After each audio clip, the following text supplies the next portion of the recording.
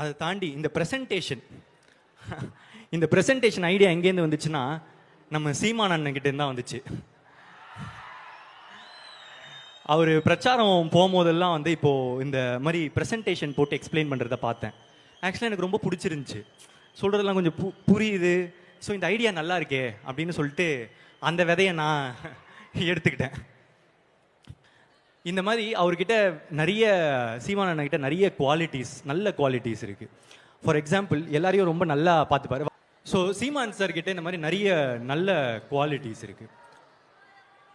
நான் போய் சாப்பிட போனேன்னா அவரே சமைச்சு எடுத்துகிட்டு வருவார்.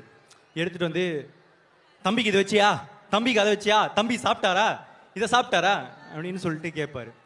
அதுக்கப்புறம் அவர் அறிவை வந்து ரொம்ப ஷோ ஆஃப் பண்ண மாட்டார். அதாவது அவருக்கு இருக்கிற அறிவு வந்து ரொம்ப அதிகம். ஆனால் எனக்கு வந்து அவருக்கு தெரிஞ்ச அளவுக்கு அவ்வளோ விஷயங்கள் எனக்கு தெரியாது. அதெல்லாம் கொண்டு வந்து என்கிட்ட பேச மாட்டார்.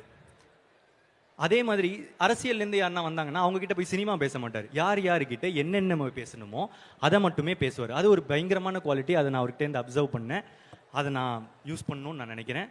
இந்த மாதிரி சார் ஆக்சுவலாக அவரும் நான் பார்த்த ஒன் கியூட்